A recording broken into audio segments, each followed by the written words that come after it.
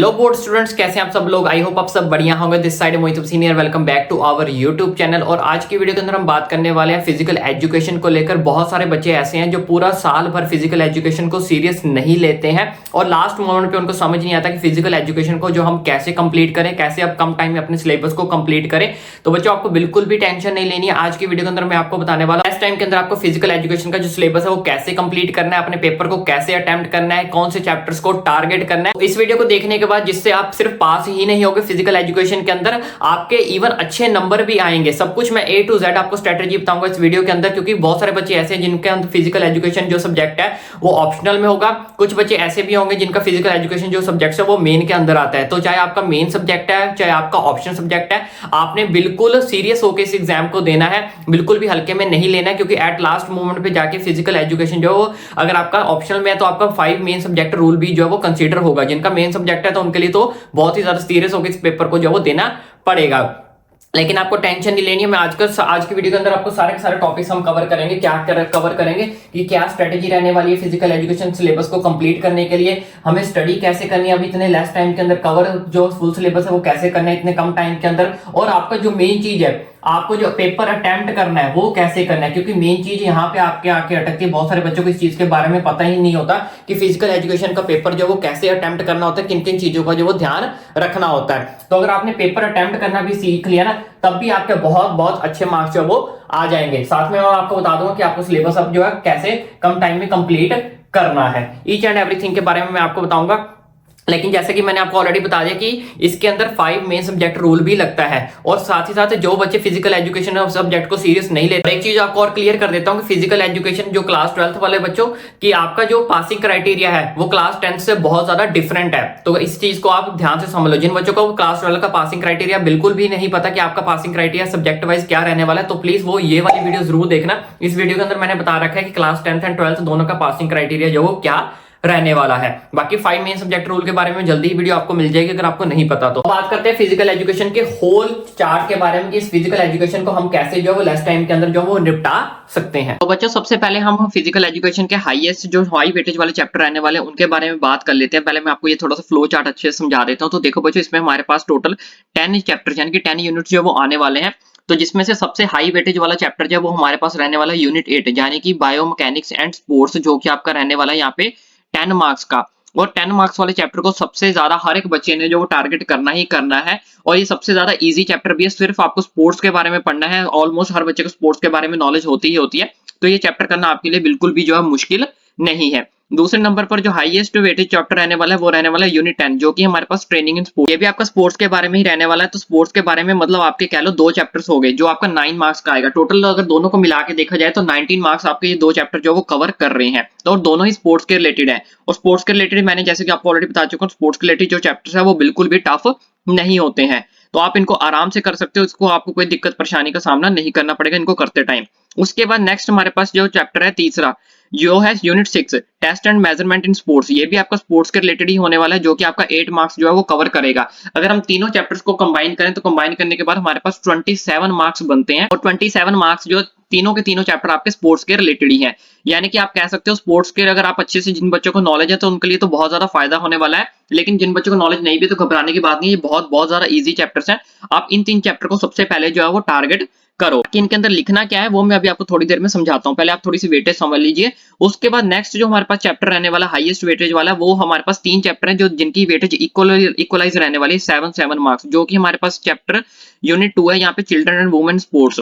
ये भी आपका देखो स्पोर्ट्स के बारे में ही है। और सेकंड चैप्टर तो स्टार्टिंग में बहुत सारे बच्चों ने पढ़ा ही होगा, साल से पढ़ रहे हैं तो इसके बारे में बहुत सारे बच्चों को नॉलेज होगी। लास्ट के चैप्टर्स में बच्चों को दिक्कत आती है कि वो लास्ट में आके स्किप कर देते हैं फिजिकल एजुकेशन को। लेकिन पहले 2-3 चैप्टर तो बच्चों के टिप्स पे ऑलमोस्ट होते ही, उनके बारे में नॉलेज होती ही होती है। उसके बाद नेक्स्ट हमारे पास साइकोलॉजी एंड स्पोर्ट्स। ये भी आपका स्पोर्ट्स के बारे में, लेकिन इसके साथ में आपकी साइकोलॉजी ऐड हो जाएगी। साइकोलॉजी बहुत ज्यादा इजी होती है। कोई बेसिक चीजें इसके अंदर आपसे पूछी जाएंगी, जो कि आपकी यहाँ पे क्या करेंगी 7 मार्क्स ये भी आपकी जो है कवर अप करेंगी। जो आपको थोड़ा सा टफ चैप्टर देखने को मिलेगा वो यहाँ पे physiology and injuries in sports होगा, ठीक है, जो कि आपका 4 नंबर कवर करे। तो देखा बच्चों, मैंने आपको ब्लूप्रिंट जो वो अच्छे से समझा दिया कि कौन कौन से चैप्टर जो वो हाई वेटेज कवर करने वाले हैं। अब एक चीज अच्छे से समझो, फिजिकल एजुकेशन को कंप्लीट करने के, सिलेबस को कंप्लीट करने के हमारे पास 2 मेथड्स होते हैं। पहला वो मेथड जिन्होंने आज तक फिजिकल एजुकेशन को बिल्कुल भी टच नहीं किया है, वो बच्चे क्या करें। देखो बच्चों, वो बच्चे क्या कर रहे हैं, अपने हिसाब से एक लिस्ट बना लो।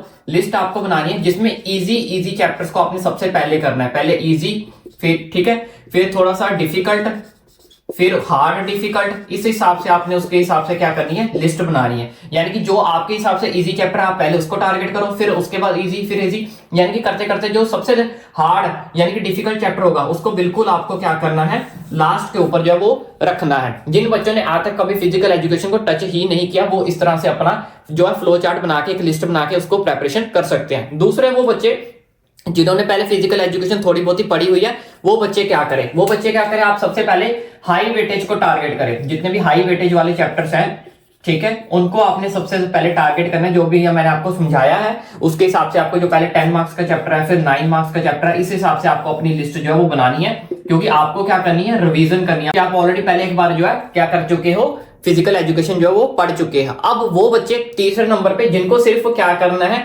फिजिकल एजुकेशन के अंदर सिर्फ पास होना है, उसके अलावा उन्हें कुछ भी नहीं करना है, तो ऐसे बच्चे क्या करें।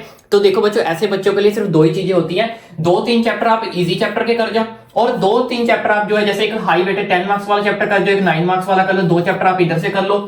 बाकी जो आपको इजी चैप्टर्स लगते हैं, ठीक है, अपने हिसाब से उनको कर जाओ, तो आप आराम से जो क्या कर जाओगे, पास हो जाओगे। तो इस तरह से 3 टाइप की आपकी जो लिस्ट बनती है। एक वो जिन्होंने फिजिकल एजुकेशन बिल्कुल भी टच नहीं किया, दूसरे वो जिन्होंने सिर्फ रिवीजन करनी है, वो हाई वेटेज से शुरू करके कम कम करते करते अपना सिलेबस को कंप्लीट कर सकते हैं। तीसरा वो जिन्होंने फिजिकल एजुकेशन में सिर्फ जस्ट पास होना है, तो वो 2 हाई वेटेज वाले चैप्टर कर जाओ, जो एक 10 मार्क्स का है, एक 9 मार्क्स का है। बाकी जितने भी इजी चैप्टर्स आपको लगते हैं वो सारे के सारे कर जाओ, आप आराम से जो क्या हो जाओगे, पास हो जाओगे। तो बच्चों बात करते हैं पेपर अटेम्प्ट कैसे करना है। बहुत सारे बच्चे इसी चीज के अंदर गलती कर जाते हैं। बहुत सारे बच्चों को पेपर आता भी होता है, सिलेबस भी पता होता है, लेकिन एट लास्ट मोमेंट पे जो बच्चे दिक्कत करते हैं, उसमें प्रॉब्लम आती है, वो होती है पेपर अटेम्प्ट करने में। अगर आपको पेपर आता है या नहीं आता, लेकिन अगर आपको पेपर अटेम्प्ट करना आता है, तो आपके मार्क्स जो हमेशा अच्छे आएंगे ही आएंगे, इस चीज की गारंटी है। अब पेपर आपको अटेम्प्ट कैसे करना है, देखो फिजिकल एजुकेशन को पेपर अटेम्प्ट करने का जो तरीका है वो मेन सब्जेक्ट से थोड़ा डिफरेंट होता है, अलग होता है। क्या करना है मैं आपको अच्छे से समझाता हूं। पहली बात, आपको जो पेपर की तैयारी करनी है वो कैसे करनी है। देखो बच्चों, पेपर की तैयारी में आपको ऑलरेडी बता चुका हूं कि आपको कैसे कैसे सिलेबस को टारगेट करना है। दूसरा, इसके अलावा भी एक और ऑप्शन है कि अगर आपको क्या करना है कि जस्ट पास होना है, तो आप पिछले 5 से 7 साल के जो PYQs होते हैं वो कर जाओ, ठीक है।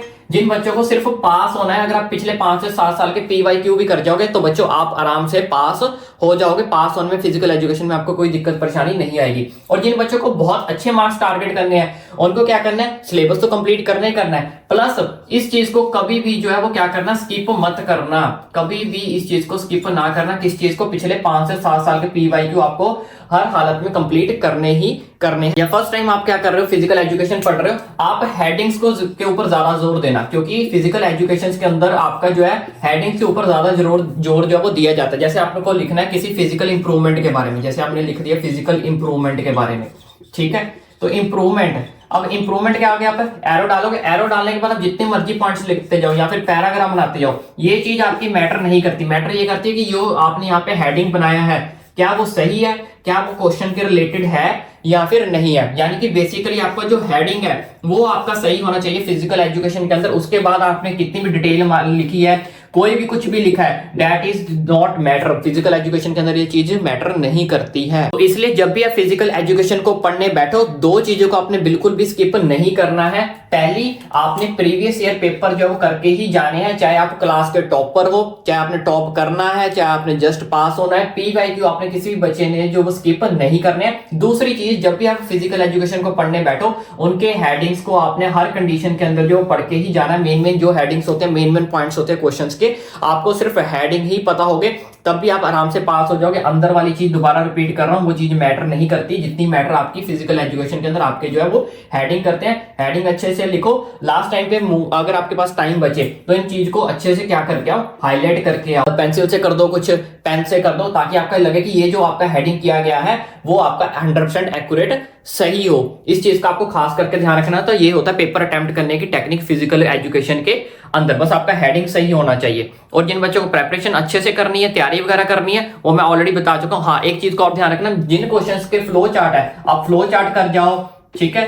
एक तो हेडिंग हो गई, फ्लो चार्ट हो गई, किसी का डायग्राम है तो डायग्राम कर जाओ। इतनी चीज भी अगर आप पेपर के अंदर कराओगे ना, अच्छे से फ्लो चार्ट बनाया होगे, डायग्राम बनाया होगे, हेडिंग अच्छे से दिया होगे, ठीक है, तब भी आपके बहुत बहुत अच्छे नंबर्स आएंगे। मैं सिर्फ पास की बात नहीं कर रहा हूं, बहुत बहुत अच्छे ज्यादा क्या आएंगे, मार्क्स आपके आएंगे। ये 3 चीजें अगर आप अच्छे से कंप्लीट करके आओगे। फ्लो चार्ट बिल्कुल भी बनाना मत भूलना। अगर आपको बनाने आते हैं तो किसी क्वेश्चन का फ्लो चार्ट है तो फ्लो चार्ट अच्छे से बनाओ, अच्छे से उसको रिप्रेजेंट करो, हेडिंग अच्छे से दो, डायग्राम दो। उसके बाद आप जितनी मर्जी डिटेल लिखते जाओ, वो मैटर ही नहीं करेगी अगर आप ये 3 काम जो है वो अच्छे से कर दोगे तो। बाकी इसके अलावा भी अगर आपके मन में कोई डाउट, कोई क्वेरी बचती है, ओपनली नीचे मुझे कमेंट करके पूछ सकते। बाकी पासिंग क्राइटेरिया वाली वीडियो देखना मत भूलना, दैट इज मोस्ट इंपॉर्टेंट, जिससे आपको पता चलेगा कि क्लास 12th वाले बच्चों कि आपका पासिंग क्राइटेरिया एक्चुअल में है क्या। बाकी वीडियो अच्छी लगी हो तो वीडियो को ज्यादा से ज्यादा अपने फ्रेंड्स के साथ शेयर करें, लेकिन चैनल को सब्सक्राइब करना ना भूलें, ताकि आने वाली सारी अपडेट नीट के रिलेटेड, जेई के रिलेटेड, बोर्ड के रिलेटेड, ईच एंड एवरीथिंग की अपडेट आपको आपके भाई के चैनल पर मिलती रहेगी।